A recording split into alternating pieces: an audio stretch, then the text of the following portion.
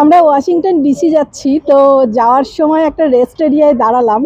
এখানে তো হাইওয়েগুলোতে সাইডে দাঁড়ানো যায় না ওভাবে, তো সেই জন্য হাইওয়ে থেকে এক্সিট নিয়ে রেস্ট এরিয়া বা খাবারের দোকান থাকে কিছু, তো সেখানে দাঁড়ানো যায় মাঝে।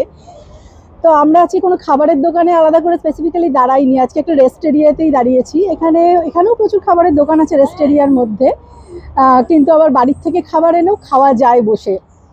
আমরা আজকে বাড়ির থেকেই খাবার এনেছি, সেজন্য আর স্পেসিফিক কোনো দোকানে না দাঁড়িয়ে রেস্ট এরিয়ায় দাঁড়ালাম।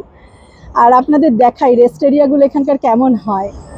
এই যে এটা হচ্ছে রেস্ট এরিয়ার চারপাশটা। ডেলাওয়্যারে দাঁড়িয়েছি আমরা, ডেলাওয়্যারের একটা রেস্ট এরিয়ায়। এটা হচ্ছে রেস্ট এরিয়ার চারপাশটা। আর এই যে এটা হচ্ছে রেস্ট এরিয়াটা। চলুন ভিতরে নিয়ে গিয়ে দেখাই যে রেস্ট এরিয়াটা কীরকম। এর ভিতরেও অনেক দোকানপাট আছে, চাইলে ওখানেও কিনে খাওয়া যায়, কিন্তু আজকে আমরা বাড়ির থেকে খাবার করে এনেছিলাম ব্রেকফাস্টটা। এই যে এটা হচ্ছে ভিতরটা।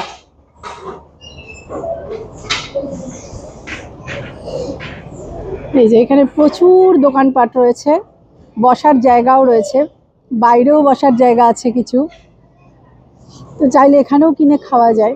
প্রচুর মানুষজন খাচ্ছে। আর ওই যে ওই পাশটায় টয়লেট আছে, চাইলে ওইখানে ওয়াশরুমও ইউজ করা যায়। তো বেশ ভালো এরিয়াগুলো।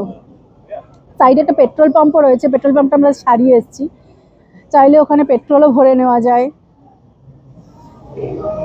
এই যে এটা হচ্ছে পুরো রেস্ট এরিয়াটা। এই যে এখানে ডাঙ্কিন ডোনাটের দোকান রয়েছে, ওই পাশে পান্ডা এক্সপ্রেস, পপ আইস, প্রচুর খাবার দোকান আছে, প্রচুর।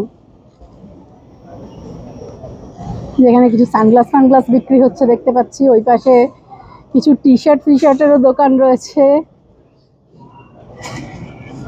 তো এখন আমরা খেয়ে নিই, তারপর আবার 1.5 ঘন্টা 2 ঘন্টার ড্রাইভ আছে। চলুন তাহলে এখনকার মতো টাটা।